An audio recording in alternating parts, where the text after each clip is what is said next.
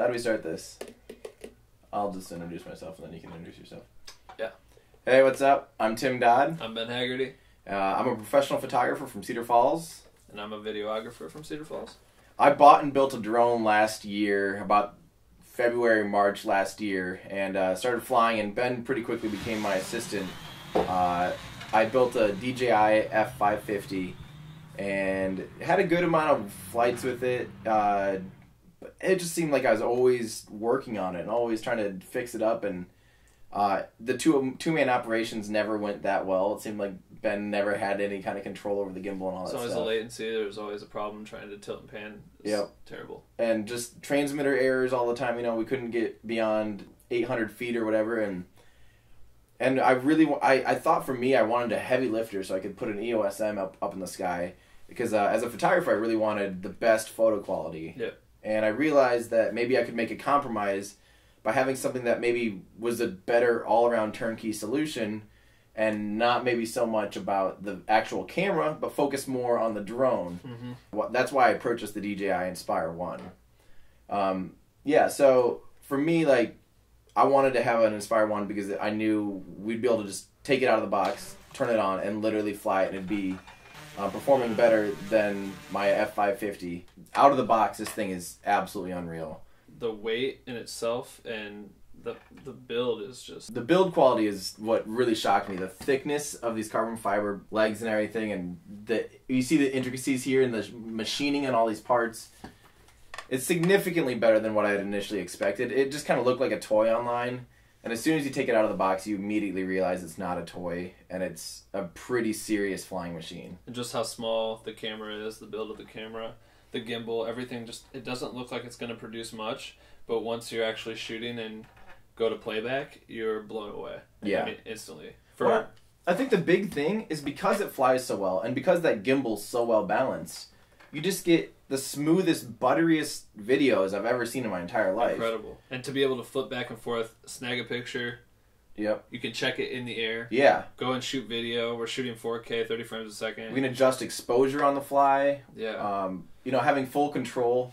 It's so much more than the sum of its parts, really, is the gist of it. So what we've done so far is we've been operating it so far with just one controller, and we basically just hook up an iPhone 6, out the USB port, and then use the DJI app. That isn't, at this point, February, whatever this is, it's not officially available in the App Store. We had to find a link and boot it into the phone through some program and stuff. It's kind of a pain in the butt. But DJI is working on, having an official release for it. Mm-hmm. Just the ability to see how far we are from the ground, how quickly we're descending, how far we are, how fast we're flying, which direction we're going. For us to be able to use that, we couldn't get those details before with his older drones, and we've always had complications with which way are we facing. Yeah. The camera would never face the right way. This, I'm able to smoothly pan, and I'm tilting, and I'm going back and forth, and we're able to be flying 35 miles an hour while I'm getting a nice pan on a car. And he's doing this all just from an iPhone. You can hold your finger down and move around and look, and that interface already is great even on the small iPhone screen. So I can't imagine how much better it's going to be on a big iPad. Yeah, we got the box in on the 6th, February 6th, and everything that we put together in this highlight reel was from the 6th to the 9th. We went out, we get probably 15 minutes on a charge with the normal stock battery that comes with the drone. And only running it to 30. And so that's plenty safe. Like, we'd bring it down by 30 normally. We only one time ran through that alarm for 30%. It went to 25. Yeah. So and no problems. We lost track of it at once, and it flew right back to home. It came in between. We got it in between a building and us, and it lost contact. Did the good old lift and returned to home perfectly. We're able to... There's so many features that are in it, but I mean, maybe 9 flights, probably 9 to 10 flights total. With only one battery, because all the batteries are on super on back order right now, so we only flew it, basically, we only got about 2 to 3 flights a day. Yeah, we throw it on the charger, hang out, check out the footage, dump everything. Once it was charged, we'd go back, get another shot. We got lucky enough. I was driving back and saw these guys racing on a frozen lake, and they had just kind of carved out a little track. So they were racing their dirt bikes on there. We went out there real quick, literally drove up, pulled the drone out of the car, didn't talk to anybody, just turned it on, took off, flew around, and just got all the shots we needed. And from off to flying is less than a minute, pretty much. Takes no time at all. It's insane. Turn it on, calibrate, take off, and it's good to go. Yeah, we're calibrating the compass each time, and you know that's the thing that takes the longest, and that takes 15 seconds. Yeah, easy, and it's insane. Super easy. I think the only thing that we'd really like is an FPV mode for the drone operator himself. A second camera FPV mode. That'd be perfect. So that way the drone you always know what you're doing, and when you get in those times where you can't see where the drone is and things like that, that would help. I'm actually really disappointed they haven't included just a front facing. It doesn't need to be high def. It just can be 640 by 480 or whatever. But just as long as it's stationary, so I can always be looking forward. And then if he's swiveling the camera around and doing whatever he's doing, I can still keep track of it. And I think that's coming. I've heard rumors that they're going to be building accessories for this. And I really hope that's the case because I'm already completely sold. And we might try to add something ourselves, but that would help. It would make things so much easier. Him just to have the option to see his own map. Right now we're just using the iPhone and then his eyes, and we're going back and forth. But to be able to have access to that, and I mean, we did this in 3 days. We haven't had any time to play around with it. We're still learning as we go, and this highlight reel is incredible. And another thing that's cool is it does have HDMI output, and like I said, we haven't even had time to play around with this, but I'm gonna throw up an HDMI monitor, and supposedly then I'll still be able to at least see, my speed, altitude, all that stuff. Basically what he's looking at, but not be able to control it, which will help me get a frame of reference, and that way I'm not looking over his shoulder trying to look at the phone if I need FPV quick. Yeah. At least I'll have it right here. The stabilization in the camera, it's amazing. Just sometimes you'll see the Inspire 1 coming into frame and you can see how jittery it is. It's funny when you're going to land it and the landing gear comes down, so you see the landing gear and how it's all over the place, but your camera is perfect. Absolutely perfect. Those are mind-boggling. And just I'm on an iPhone, just touching the iPhone and moving the camera which way I want to go. We don't have a second controller. I don't have a joystick, and it's perfect. It's working perfectly fine. And I can just do follow motion. It's insane. So to be able to flip through all the features, I mean, we could go and shoot 60. We could do slow motion. We can do all these things. To be able to do that in the air, to switch back and forth. Before we'd have a GoPro attached, and you go up and you have to land the camera. If you want to go shoot a slow motion shot, you have to switch it all there.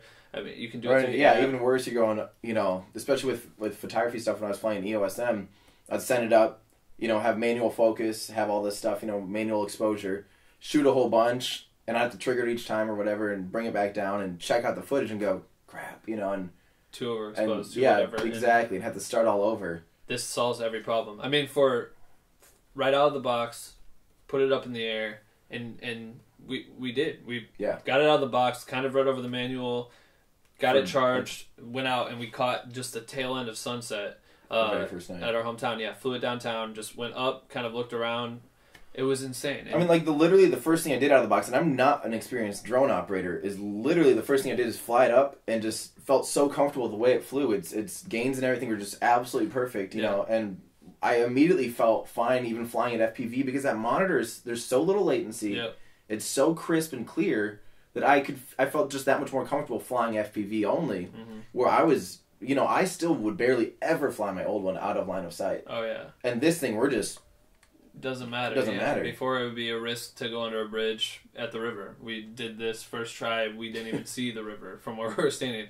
It's crazy. We were driving down. We wanted to go shoot in the car, and we saw a train. So we hopped out real quick. The train was coming. We could see it coming down the tracks. We got everything calibrated real quick. We were ready for it. Tim threw the drone up. I got the shot on it, and we started gunning down to try to chase the train. The train was probably going 30 miles an hour.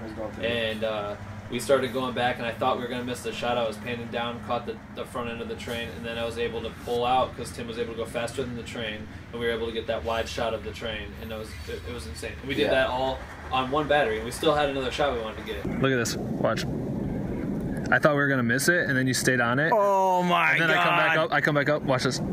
Oh my God! How sick is that? You guys were just going so fast, dude. We were going really fast. That was so cool. And then I just stayed and we kept going up. Dude, that was dope. That was sick. All right, let's go. We got one more shot. We went and shot the car. And we chased, basically the car chased the drone going 35 mile an hour. We were in the car. You can see Tim sitting in shotgun. Our friend Jacob was filming. He got a shot of the drone, filming the car. But we were driving down the country road, filming. We had cables, everything like that. But we were able to maneuver around the car, like no problem. You would have had to have a truck with a jib and jib, jib arm electronic. I mean, stuff. to stay and focus everything. This unreal. And literally, when we were doing that car shot, I mean, I could literally pretty much fly the thing just like this with one hand, just going straight, straight forward. And it's hilarious because after a while, we need to turn around the car and get something. Tim would just send up the drone, and it just sticks in the air. He just parks it in the air, 200 feet in the air, whatever. Just so it's safe, stays from safe. trees. We brought it down so low at one point that I think if it gets within a foot or two of the ground and it senses it, because it does have these cameras under here that knows if it gets too close to the ground, it's actually going to automatically deploy the landing gear. Yeah. So you might ask, who is this for? It is kind of in a funny place because it's beyond hobbyists, I'd say. Yeah. But it is definitely for, like, I'd say semi-professional use. Like if you're doing houses for a realtor, if you're doing, landscape observations and stuff like that, Even surveys. risk shots or low budget shots. I mean, if you're shooting some sort of music video, if you're shooting a short film, feature film, I mean, for filmmakers, this is incredible. You're going to be able to capture so much on such a small budget. Even to shoot, I mean, a lot of people are shooting with GoPros and small DSLRs and things like that, with glide cams, movies, anything like that.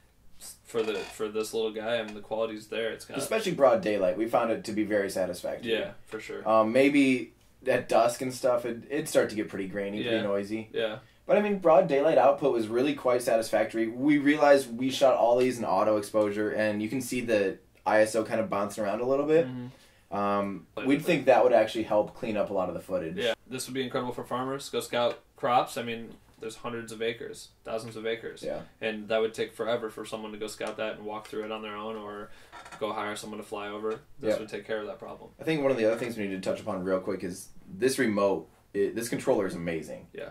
I have a Futaba at home, and this is build quality, the way it grips. I mean, it feels amazing, and it has so many customizable options. It has, custom buttons back here. It has dials. I can do tilt and pan myself. Or not pan, but tilt. I can adjust exposure in the air. I can do all these things that I just could never have done before. Right. Without a significant setup. I mean, I already had easily $3,000 or $4,000 in my setup by the time I had all the transmitters, and I think for photography, I could the output was a little better. Yeah. I could do a better picture with an EOS M and a 12mm f2 lens. But I mean, this is the first one. Think about the progression. And the camera's upgradable. So we'll be able to switch out new cameras when they start upgrading, and it's just going to get better. I mean, it's a different machine, It is a different machine. That's the whole thing is, you don't have to be a phenomenal pilot to operate this thing. Mm-hmm. You don't have to be a phenomenal video operator to operate the camera and stuff. We try to do everything, safely, and that's the important thing is you make sure you fly within the limitations right now. And, these things are to be taken seriously. This is a lot heavier than it looks. Yeah, it would do a lot of damage if it fell on someone. I mean, it would really hurt somebody real good. I'd say the end all, like the final say in this is way beyond the sum of its parts, and it's clearly not a toy. It's a very sharp tool to have in your shed. Make sure to check out the demo reel from our first weekend with it, straight out of the box and into the air. I mean, you see what we got, and we're still learning. There'll be more to come, though. Yeah. So I'm the astronaut. And I'm the rapper. It's good talking to you guys. I love you so much. Get over here, baby. You want it? Oh.